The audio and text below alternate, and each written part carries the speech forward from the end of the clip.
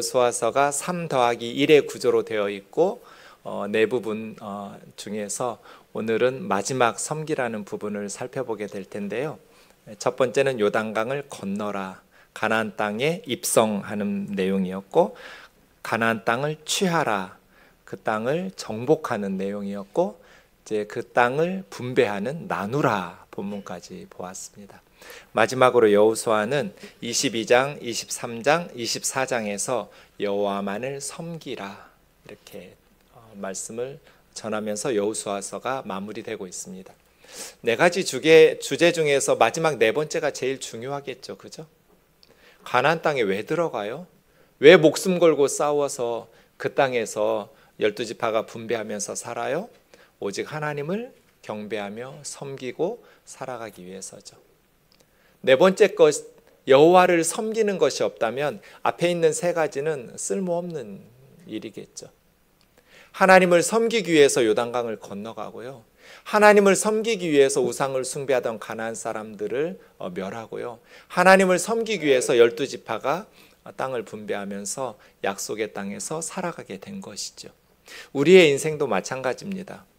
어려서부터 공부하면서 열심히 준비하고 때로는 요단강을 건너야 될 순간들이 있죠. 그리고 열심히 실력을 길러서 기도하면서 싸워서 하나님이 약속하신 것들을 취하는 순간들이 있어요.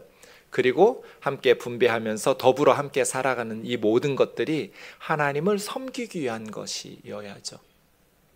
하나님을 섬기기 위해서 공부 열심히 하고, 하나님을 섬기기 위해서 일 열심히 하고, 하나님 섬기기 위해서 다른 지체들을 더불어 함께 분배하면서 돌아보고 공동체를 이루어가는 것이죠.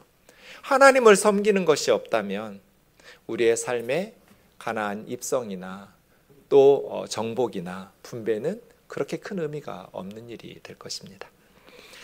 22장부터 24장까지는 여호수아의 세 가지 권면으로 이루어져 있습니다.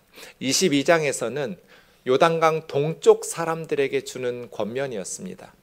두 지파 반 사람들이 함께 요단강을 건너 서쪽에 와서 7년 동안 가나안 땅 정복 전쟁에 함께 했었습니다. 그리고 이제 서쪽의 9지파 반 사람들도 자기의 기업을 찾아서 분배받아서 돌아간 후에 이제 두 지파 반 사람들이 요단강을 건너서 자기 집으로 돌아가기 전 22장에서 여호수아는 동쪽으로 가는 두 지파 반 사람들에게 권면을 내리는 것이 22장입니다. 그리고 시간이 더 한참 흐른 후에 여호수아가 이제 세상을 떠날 때쯤 되어서 23장에서는 이스라엘의 지도자들을 불러서 실로라는 곳에서 마지막 고별 설교를 했습니다. 그리고 24장, 오늘 본문이 있는 24장에서는 이제 모든 12지파 이스라엘 백성들을 불러서 세겜 땅에서 마지막 고별 설교를 합니다. 그래서 여호수아는 동쪽 두 지파 반 사람들에게 22장에서 권면한 후에 마지막 두 편의 설교, 실로와 세겜에서 이스라엘 백성들에게 마지막 설교를 남겨놓고 세상을 떠난 사람, 이렇게 정리하면 되겠습니다. 24장 1절에 보시면 이 마지막 세 번째 여호수아의 고별 설교, 유언적 설교겠지요. 1절은 이렇게 시작합니다. 여호수아가 이스라엘 모든 지파를 세겜에 모으고 이스라엘 장로들과 그들의 수령들과 재판장들과 관리들을 부르매 그들이 하나님 앞에 나와 선지라. 세겜이라는 도시가 여호수아에서 처음 나오는데요, 매우 중요한 이스라엘의 도시입니다. 왜냐하면 세겜은 아브라함이 가나안 땅에 와서 처음으로 제단을 쌓고 하나님 앞에 예배한 곳이 세겜이에요. 창세기 12장 7절에 보시면 아브라함이 가나안 땅에 와서 세겜에서 하나님 앞에 예배할 때 하나님께서 내가 이 땅을 너희 자손에게 주리라고 아브라함에게 약속하신 것이 세겜이거든요. 700여 년 전에 조상 아브라함에게 하나님께서 이 가나안 땅을 너희 자손에게 주리라고 약속하시더니 이제 여호수아 때에 그 땅을 정복하여 주시고 하나님께서 조상 아브라함에게 약속하셨던 말씀을 성취하는데 그곳이 바로 세겜에서 고별 설교를 여호수아가 했다라는 것이 좀 인상적입니다. 그래서 세겜은 가나안 땅의 관문과도 같은 도시라고 말할 수 있습니다. 그 세겜에 이스라엘 백성들이 여호수아 앞에 모였습니다. 여호수아는 모세의 시종으로, 모세의 제자로, 모세를 통해서 하나님을 배웠던 사람, 모세가 떠난 이후에는 평생 하나님과 동행하면서 하나님을 경험했던 사람, 그 여호수아가 마지막으로 이스라엘 백성들에게 어떤 메시지를 전했을까? 24장을 좀 우리가 꼼꼼하게 살필 필요가 있습니다. 2절부터 13절까지는 역사적 회고를 합니다. 네 부분으로 나누어 볼 수 있는데, 여호수아는 아브라함, 이삭, 야곱, 요셉, 그 족장들에게 하나님께서 어떤 은혜를 베푸셨는지를 먼저 설명합니다. 그리고 출애굽 사건을 언급합니다. 하나님께서 종되었던 이스라엘 백성들을 크신 능력으로 애굽에서 구원해 주신 출애굽의 은혜, 그리고 광야에서 하나님께서 40년 동안 돌보시고 요단강 동쪽에 있는 아모리 두 왕을 정복하시고 헤스본 왕 시온, 바산 왕 옥에 대해서 승리하게 하셨던 하나님의 은혜, 그리고 요단강을 건너 서쪽에 가나안 땅의 족속들을 하나님께서 정복하게 하신 은혜, 역사적 회고를 합니다. 그리고 14절부터 24절까지 마지막 여호수아의 메시지에는 오늘 본문이 들어있는데, 그러므로입니다. 우리 하나님께서 우리를 위해서 이렇게 은혜를 베푸셨으므로 그럼 이제 우리는 어떻게 살아야 될 것인가? 크게 두 가지 주제가 나와 있습니다. 14절에 보시면 어떻게 섬길 것인가, 그리고 누구를 섬길 것인가. 평생 모세 밑에서, 그리고 모세가 떠난 이후에 살아계신 하나님을 경험했던 여호수아는 마지막으로 이 두 가지 주제를 백성들에게 남기고, 메시지로 남기고 떠난 사람입니다. 하나님을 어떻게 섬길 것인가, 그리고 누구를 섬길 것인가. 이것은 여호수아 시대의 이스라엘 백성들뿐 아니라 우리 모두에게도 매우 중요한 메시지일 겁니다. 하나님을 어떻게 섬겨야 되는가, 그리고 우리는 누구를 섬겨야 되는가. 하나님을 어떻게 섬겨야 되는가에 대해서는 세 가지 단어가 사용되었습니다. 여호와를 경외하며, 온전함과 진실함으로 여호와를 섬겨라 입니다. 여호와를 경외한다라고 번역하니 야레라는 말은 두려워한다는 뜻입니다. 막 하나님을 공포스럽게 두려워한다라는 의미가 아닙니다. 존경하고 사랑하기 때문에 두려워하고 경외한다는 뜻입니다. 우습게 여기지 않는다는 의미예요. 하나님을 가볍게 여기지 않고 우습게 여기지 않고 하나님을 경외하는 사람. 완전함이라는 탐임이라고 번역한 이 온전함, 완전함은 흠이 없다는 뜻입니다. 보통 구약에서 짐승 제사를 드릴 때, 예배 드릴 때 짐승들을 가지고 와서 짐승 제사, 희생 제사를 드렸잖아요. 그럴 때 하나님 앞에 드리는 그 희생 제물이 흠이 없을 때 탐임이라고 말합니다. 뭐 눈이 멀었거나 양이나 소나 염소가, 아니면 상처가 있거나 뭐 어떤 질병이 들었거나 이런 흠이 있는 제물이 아니라 건강하고 흠없는 깨끗한 양이나 염소나 소, 이러한 제물로 하나님 앞에 드리는 걸 흠이 없는 제물, 온전함, 탐임 이렇게 말합니다. 진실함이라고 번역된 에메트라는 말은 아멘이라는 단어하고 어근이 같은데요, 거짓이 없다는 뜻입니다. 거짓이 없는, 진실한. 하나님을 섬길 때는 어떻게 하나님을 섬기는가, 이 세 가지가 중요합니다. 하나님을 경외하는 삶, 그리고 온전함과 진실함으로 하나님을 섬기라는 것입니다. 두 번째 주제는 누구를 섬길까입니다. 너희 조상들이 강 저쪽에서, 이 강은 어느 강일까요? 유프라테스 강입니다. 이스라엘의 조상은 아브라함이고, 아브라함의 아버지 데라에서부터 지금 메소포타미아 이라크 땅에 있는 유프라테스 강 하류 지역에 갈대아 우르에서 살았습니다. 거기서 상류인 하란으로 갔다가 다시 가나안 땅으로 왔죠. 그러니까 강 저쪽, 우리 조상들이 강 저쪽에서 섬기던 신들은 메소포타미아, 유프라테스 강 지역에서 섬겼던 우상들입니다. 그리고 우리 조상들이 애굽에서 섬기던 애굽의 수많은 신들을 치워버리고, 하나님께서 왜 우리 조상들을 가나안 땅으로 오게 하셨겠어요? 거기는 우상들이 우글우글하니까. 물론 가나안에도 우상들이 우글우글해요. 그런데 가나안에서는 우리 조상들이 섬기던 메소포타미아와 애굽과 달리 이제 우리 뜻대로 하나님 섬길 수 있어요. 그래서 가나안 우상 숭배자들을 다 정복하고 그 땅에서 하나님만 섬기라는 거예요. 여호와만 섬기라. 모든 우상들은 치워버리고 여호와만 섬기라.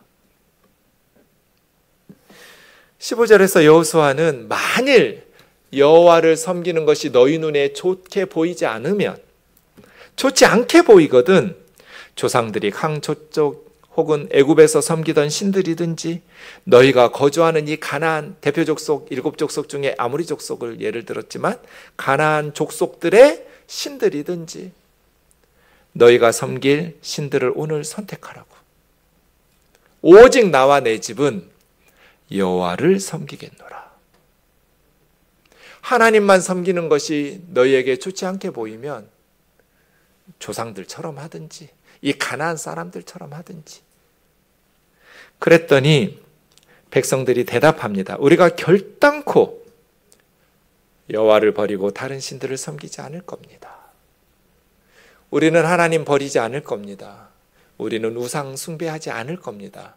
이유가 있습니다. 17절과 18절입니다. 이는 우리 하나님 여호와께서 친히 우리와 우리 조상들을 인도하여 애굽 땅 종되었던 집에서 올라오게 하시고 우리 눈앞에서 큰 이적들을 보여주시고 행한 모든 길과 지나온 모든 백성들 중에서 우리를 보호하셨기 때문입니다. 그리고 여호와께서 또 모든 백성들과 이 땅 거주하던 아모리 족속들을 우리 앞에서 쫓아내셨기 때문입니다. 살아계신 하나님을 경험했어요. 그런데 우리가 그 하나님을 버리고 그 하나님에게 멸망당한 이방의 신들을 섬기겠냐는 거예요. 우리도 여호와를 섬기리니 그는 우리 하나님이십니다. 이것이 세겜에서 여호수아와 이스라엘 백성들이 하나님 앞에서 여호와의 언약궤 앞에서 마지막으로 권면하면서 대답하면서 맹세했던 것입니다. 그럼 이스라엘 자손들, 여호수아와 이렇게 여호수아 앞에서 응답한 나와 내 집은, 이 말은 후손들까지잖아요. 그 여호수아와 여호수아 시대에 살았던 사람들의 후손들은 하나님이 주신 약속의 땅에서 그렇게 오늘 본문의 말씀처럼 살았을까? 그 이후에 이스라엘 자손들은 적과 꿀이 흐르는 하나님 주신 그 땅에서 어떻게 살았을까? 31절을 보십시오. 이스라엘이 여호수아가 사는 날 동안, 그리고 그 장로들, 여호수아와 함께 있었던, 여호수아 떠난 후에라도 여호수아 시대에 생존했던 장로들, 여호와께서 이스라엘을 위하여 행하신 모든 일을 아는 자들이 사는 날 동안 여호와를 섬겼더라. 이게 무슨 뜻이에요, 여러분? 여호수아와 그 세대 사람들이 하나님을 섬기다가 천국에 간 이후에는 그 후손들이 여호와를 섬기지 않았다는 뜻이에요. 여호수아서 다음에 어떤 성경이 나와요? 사사기 나오죠. 사사시대의 이스라엘 사람들은 어떻게 살았어요?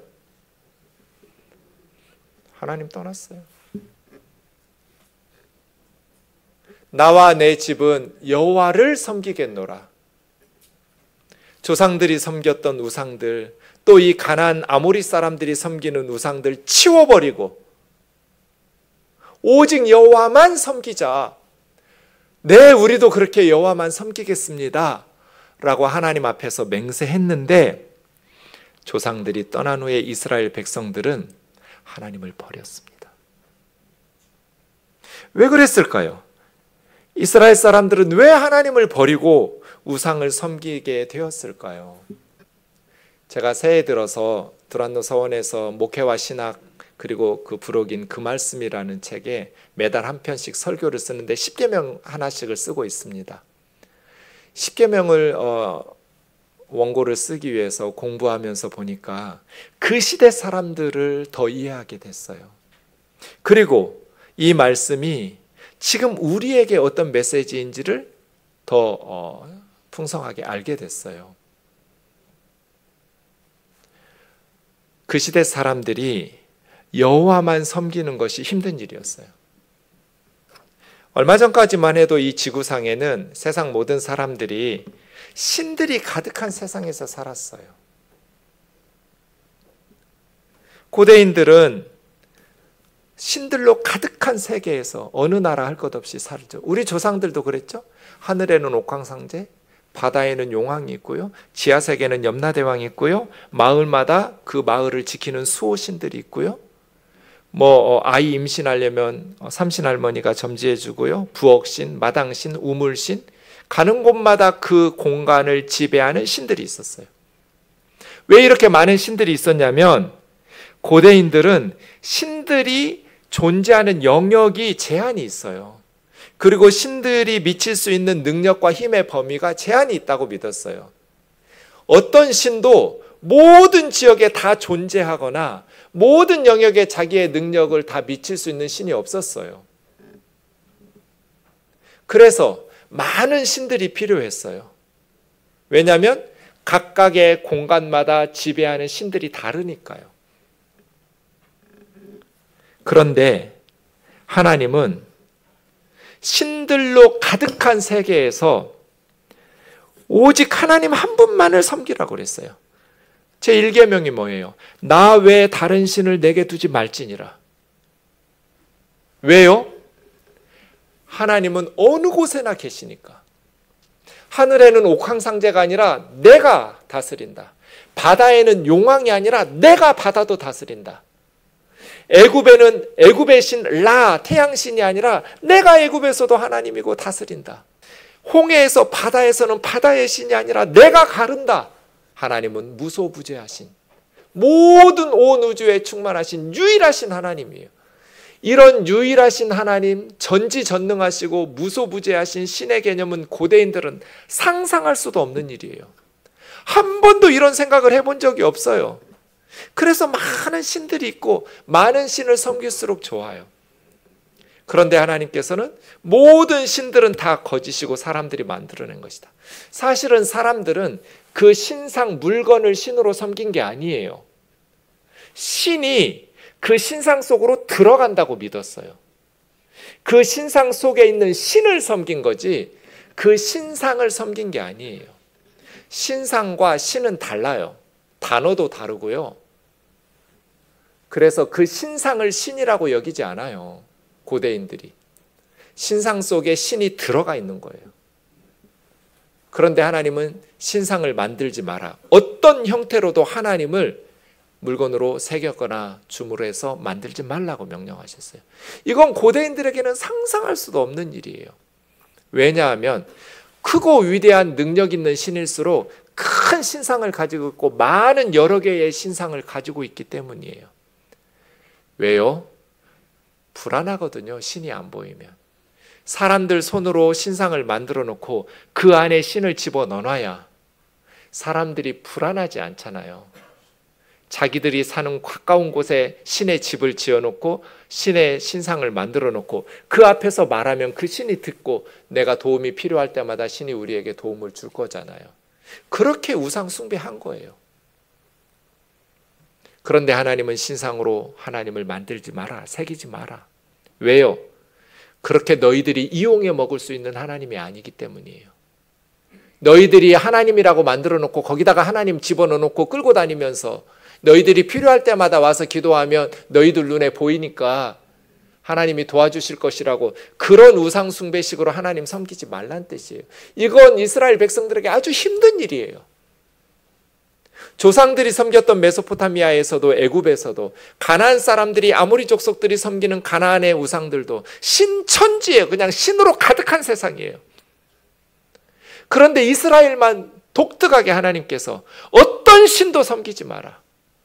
왜요? 하나님은 하늘에도 계시고 땅에도 계시고 바다에도 계시고 온 우주 만물은 하나님이 다스리시기 때문에 유일신이에요. 그래서 이스라엘 백성들은 늘 불안했어요. 이집트에서 하나님의 능력을 경험했어요. 홍해를 가르는 하나님의 능력을 경험했어요. 그런데도 불구하고 광야에서 금송아지 만들었어요. 불안하니까.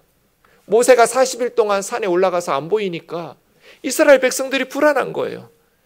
그래서 하나님을 애굽식으로, 주변 나라 사람들식으로 금송아지로 만들어 놓고 거기다가 하나님 집어넣어 놓고 하나님 섬긴 거예요. 그래야 불안하지 않으니까. 광야에서 이스라엘 백성들이 늘 하나님을 시험했던 질문이 뭐냐면 여호와가 우리와 함께 계신가 그렇지 않은가예요. 어느 곳에나 계시는 신, 어느 곳에나 계시는 하나님은 이 사람들은 생각해 본 적이 없기 때문이에요. 지금 하나님이 여기에 우리와 함께 계시냐, 그게 확신이 안 되니까 신상 만드는, 금송아지 만드는 거거든요. 아니라는 거예요. 하나님은 이스라엘 백성들에게 이방인들과는 다른 신앙, 오직 하나님 한 분만을 섬기는 유일 신앙을 요구하셨어요. 그래서 십계명의 서론이 중요해요. 나는 너를 애굽 땅 종되었던 집에서 인도해낸 너희 하나님 여호와다. 이 말이 무슨 뜻이에요? 맹신적인 근거 없는 믿음을 요구하신 게 아니란 뜻이에요. 경험시키고 살아계신 하나님을 보여주셨기 때문에 하나님만을 섬기라고 요구하시는 거예요. 이스라엘 사람들이 우상으로 가득한 세상에서 오직 하나님만 섬기는 참된 신앙으로 영적 전투를 수행했다면 오늘날 그리스도인들은 오직 하나님만 섬기면서 지금 우리 사회에 만연한 수많은 거짓 신들을 영적 전투를 통해서 제거해야 돼요. 왜냐하면 오직 우리 하나님만 우리를 참된 안전, 참된 행복으로 인도하실 수 있기 때문이에요. 우리와 우리 자녀들이 주님 다시 오시는 그날까지 오직 하나님만 섬기는 복된 믿음의 가정들 되기를 주의 이름으로 축원합니다. 하나님이 우리를 보호하신다. 하나님이 우리를 지켜주신다. 하나님을 섬길 때 진정한 행복이 있고 하나님을 섬길 때 진정한 삶의 만족과 기쁨이 있다. 오직 여호와만 섬기라입니다. 말씀을 마치겠습니다. 여호수아서 3-1의 구조로 되어 있습니다. 살다 보면 요단강을 건너야 될 순간들이 있습니다. 이때 중요한 건 임마누엘입니다. 혼자 건너는 거 아니에요. 내 실력, 내 스펙, 내 경험 가지고 건너는 거 아니에요. 여호와와 함께 건너야 돼요. 임마누엘. 때로는 세상 사람들과 경쟁하고 싸우면서 가나안 땅을 취해야 될 때가 있습니다. 이때 중요한 건 신앙과 실력이라고 그랬습니다. 하나님이 주신 땅, 이건 신앙입니다. 목숨 걸고 싸워서 취한다, 이건 실력입니다. 하나님이 약속하신 땅을 실력을 길러서 싸워서 취하는 것이죠. 때로 우리는 분배해야 될 순간들이 있습니다. 이때 중요한 것은 공평한 겁니다. 밀실에서 야합하고 탐욕을 부리고 이기적으로 하는 것이 아니라 더불어 함께 행복한 세상을 꿈꾸면서 공평하게 제비뽑기로 여호수아가 분배했듯이 그렇게 하나님의 백성들이 너그럽게 분배해야 될 순간들이 있습니다. 이 모든 것들은 다 여호와를 섬기기 위한 조건들입니다.